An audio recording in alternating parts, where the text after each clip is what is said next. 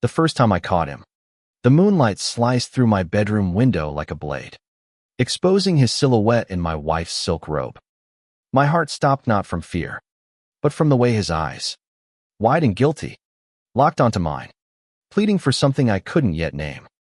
By morning, he was gone, but the ghost of his touch lingered, unraveling everything I thought I knew about myself. My name is Caleb Winters, a 28-year-old mechanic living in the sleepy town of Willow Creek, Oregon.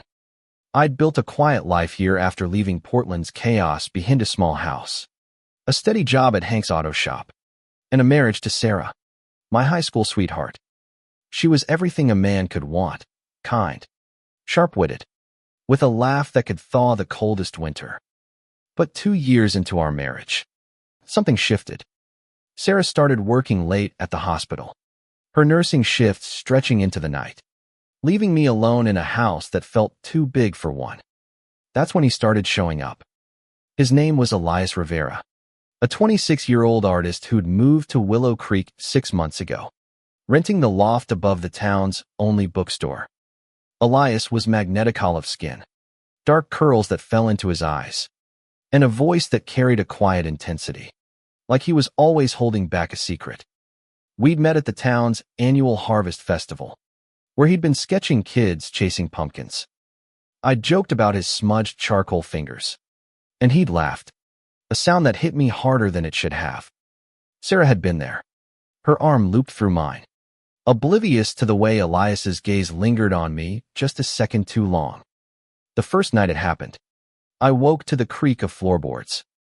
Sarah was supposed to be at the hospital, so I assumed it was her, sneaking in after a late shift. But the figure slipping into our bedroom wasn't Sarah. It was Elias, draped in her pale blue robe, the one she wore when we curled up on the couch. He froze when I sat up, the fabric slipping off one shoulder, revealing the sharp line of his collarbone. "Caleb," he whispered, voice trembling. "I can explain." I should have been angry. I should have thrown him out. But something in his eyes, fear mixed with a raw, unspoken longing, kept me silent. He stammered about a prank, a dare from a friend, but his words felt hollow. I let him leave without a fight, the robe abandoned on the floor like a confession. The next morning, Sarah found it there and laughed, assuming I'd been rummaging through her things. I didn't correct her. Elias avoided me for days after that. I'd see him in town behind the bookstore counter, or sketching by the creek, but he'd duck his head, pretending not to notice me. Yet every few nights, when Sarah worked the graveyard shift, I'd hear the soft click of the back door. I'd find him in the kitchen, or sitting on the edge of my bed, always in her robe, always with that same look of guilt and need. Each time, I let him stay a little longer, asking questions he dodged with half-truths. "Why do you do this?" I'd ask, and he'd murmur, "I don't know," his voice breaking like he was lying to us both. It wasn't just the robe. It was the way he moved, soft and deliberate, like he was trying to embody someone I loved to get closer to me. He'd mimic Sarah's habit, tucking his hair behind his ear like she did, or humming her favorite song, a Fleetwood Mac tune that haunted me now. I told myself it was wrong, that I was betraying Sarah. But the truth was uglier. I wasn't thinking of her when Elias was there. I was thinking of him, his warmth, his quiet courage, the way his presence filled the empty spaces Sarah left behind. One night, after a month of these visits, I couldn't take it anymore. I grabbed his wrist as he turned to leave, the robe slipping to the floor. "Tell me why," I demanded, my voice low, desperate. His eyes searched mine, and for the first time, he didn't look away. "Because," he said, barely a whisper, "I've been in love with you since the festival. And this was the only way I could be close to you." His words hit like a punch, stealing my breath. I should have pushed him away, told him to never come back. But I didn't. I let go of his wrist, my fingers brushing his skin. And in that moment, I knew I was crossing a line I couldn't uncross. The air between us crackled, heavy with everything we weren't saying.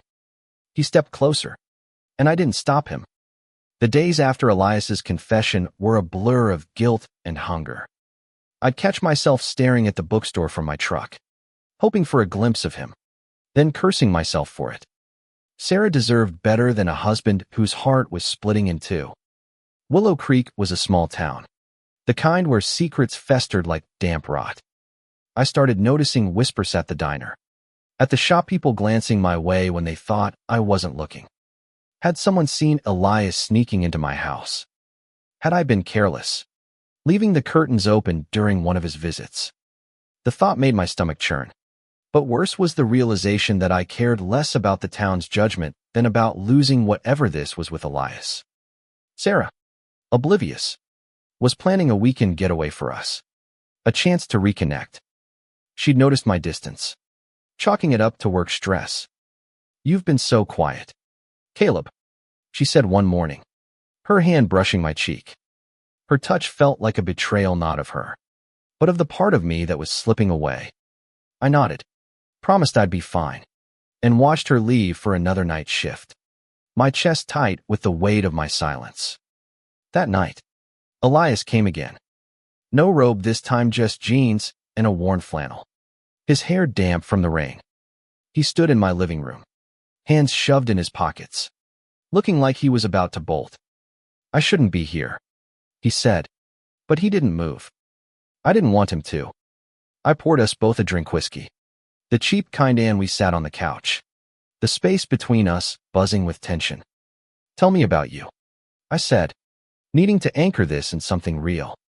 He hesitated, then spoke about growing up in Albuquerque, where being openly gay meant bruises and broken promises, about moving to Willow Creek to escape, only to find himself trapped in a different kind of cage. "I saw you at the festival," he said, his voice soft, "and you looked free, like you belonged here." I wanted to know what that felt like. I told him about my life, about losing my dad young, about marrying Sarah because she was safe, steady, everything I thought I needed. But as I spoke, I realized how much I'd been hiding, even from myself. I'd always pushed down the questions. The moments in high school when a teammate's laugh or a friend's touch lingered too long in my mind. Elias was forcing those questions to the surface, and I wasn't ready. We talked until dawn, the whiskey bottle half empty, the air heavy with truths we couldn't take back. When he stood to leave, I grabbed his hand, pulling him back. "Stay?" I said, the words slipping out before I could stop it.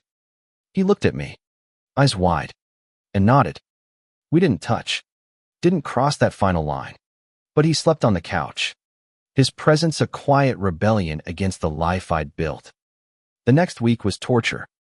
Sarah's getaway loomed, a reminder of the vows I was breaking. Elias kept his distance, but I'd find sketches slipped under my door, pencil drawings of my hands, my profile, moments he'd stolen when I wasn't looking. Each one felt like a confession, a dare to feel what I was too afraid to name. Then came the night that changed everything.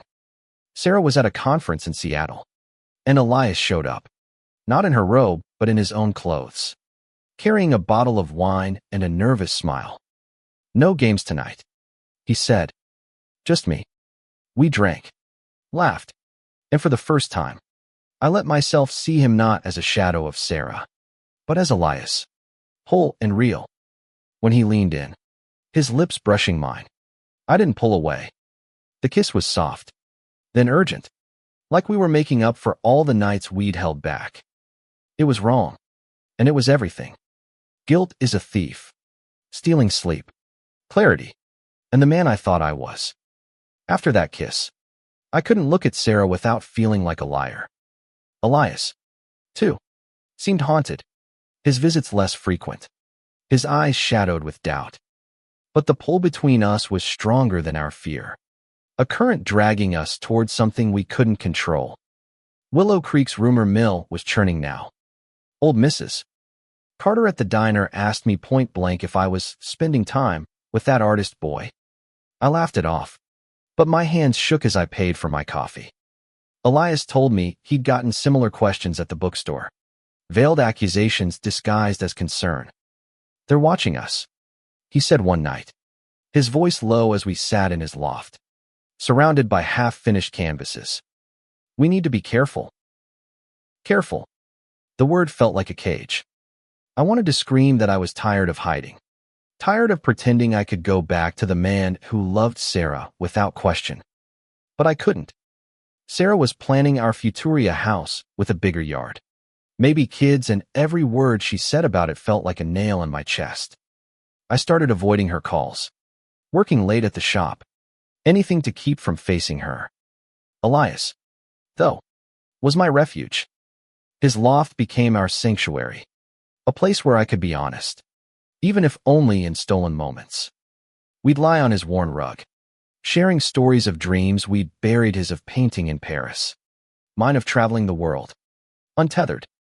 One night, he showed me a portrait he'd done of me, my face half lit by moonlight, eyes full of a longing I hadn't known I carried.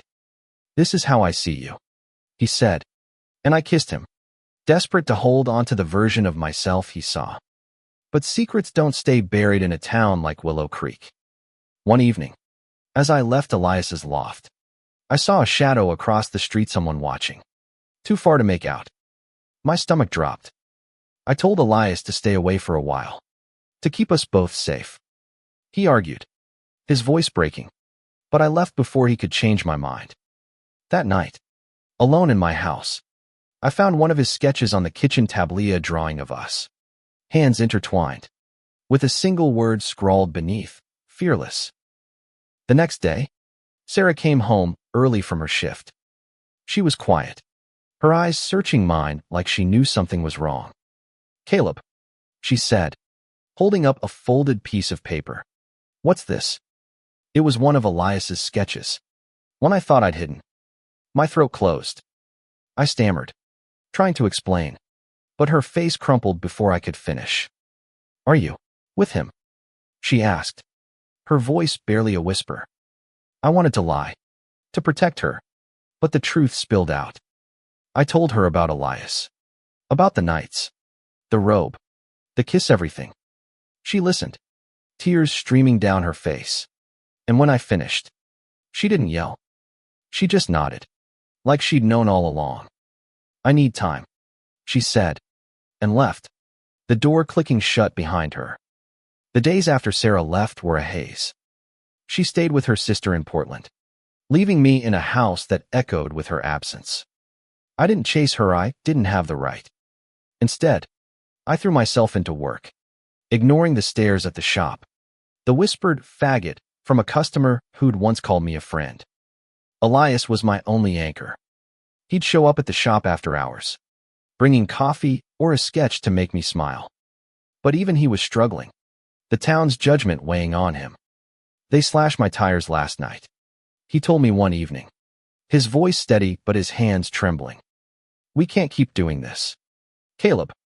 Not like this." He was right, but the thought of losing him tore me apart. I'd spent my life building walls around my heart. My truth and Elias had broken them down. I wasn't ready to let that go. So we made a plan. We'd leave Willow Creek, start over somewhere no one knew us. It was a dream, fragile and reckless, but it gave us something to hold on to. We started saving, pooling what little we had. Elias sold a few paintings, and I took on extra shifts. We talked about city San Francisco, maybe, or Chicago, places where we could be ourselves. But dreams don't survive small towns unscathed. One night, as we sat in his loft planning our escape, the window shattered. A brick landed at our feet, wrapped in a note, "Leave or else." Fear took root, but so did defiance. I stayed with Elias that night, our hands clasped tight, refusing to let them win. The next morning, we found the bookstore vandalized, paintings torn, shelves toppled.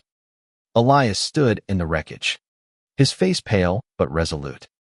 "We're not running," he said. "Not yet." I admired his courage, but I was scared, not just for us, but for Sarah, who'd come back to town to settle things. She deserved closure, not more pain.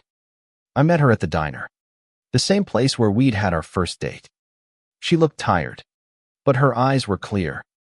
I don't hate you, she said, her voice steady. I just wish you'd told me sooner. We could have figured this out together. Her words broke me. I apologized, told her I'd loved her, that I still did in my own way. She nodded, squeezing my hand. Be happy, Caleb, but be careful. As she left, I felt a weight lift, but another settle in its place. Sarah was free, but Elias and I were still trapped. That night, I went to Elias's loft, ready to tell him we needed to leave now. But he wasn't alone. 2 men from town, guys I'd known since high school, stood in his doorway, their faces twisted with hate. You think you can just live like this? One spat, shoving Elias against the wall. I didn't think. I lunged, pulling him off, my fists flying. By the time it was over, we were bruised and bleeding, but they were gone. The attack was a wake-up call. Willow Creek wasn't safe. Not for us. Elias and I packed what we could as sketches, my tools, a few clothes, and left before dawn, driving west toward the coast. We didn't have a plan, just a need to be somewhere we could breathe. We ended up in Astoria, a small city by the Pacific, where the air smelled of salt and second chances. We rented a tiny apartment above a bakery, the kind of place where no one cared who you loved as long as you paid rent.